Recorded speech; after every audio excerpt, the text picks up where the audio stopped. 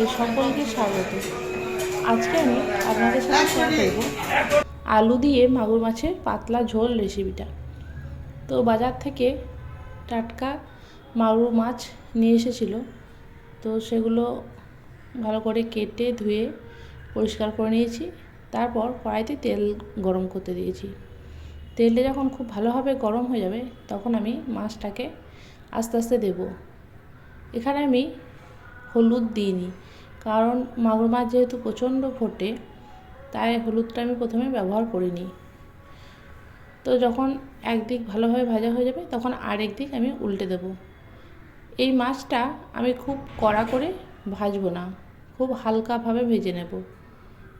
খুব কড়া করে ভাজলে এর টেস্টটা নষ্ট হয়ে যাবে। আর পরে ওপর থেকে একটু হলুদ ছিটিয়ে দিয়েছিলাম। তো মাছটা যখন খুব ভালোভাবে ভাজা হয়ে যাবে তখন তুলে নিয়ে ওই তেলের মধ্যে দিয়ে দিলাম আমি 5 ফোড়ন।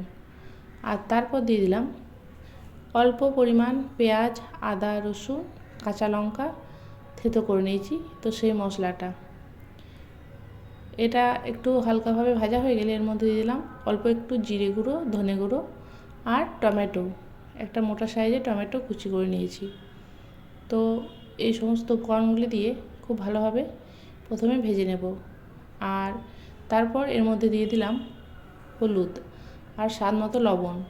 লবণটা দেওয়ার হয়ে গেলে টমেটোটা খুব তাড়াতাড়ি সিদ্ধ হয়ে যাবে আর এর মধ্যে মিশে যাবে, তো সেই জন্য লবণটাকেও আমি দিয়ে দিলাম।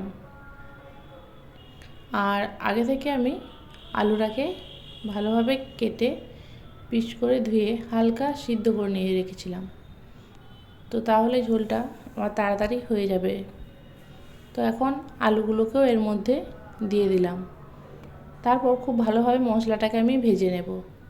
মশলাটা যখন ভাজা ভাজা হয়ে আসবে দরকার হলে একটু করে আমি জল দেবো এর মধ্যে। তো এখন দেখুন কালারটাও হয়ে গেছে আর বোঝাও যাচ্ছে মশলাটা ভালোভাবে কষানো হয়ে গেছে। তো এর মধ্যে আমি বেশ কিছুটা পরিমাণ গরম জল দিয়ে দিলাম, কারণ এটা যেহেতু আমি মাগুর মাছের ঝোলটাই রান্না করছি তাই জলটা একটু বেশি করেই দিলাম। আলুগুলো খুব ভালোভাবে সিদ্ধ হয়ে গেলে আমি এর মধ্যে দিয়ে দিলাম ভেজে রাখা মাছের পিসগুলো।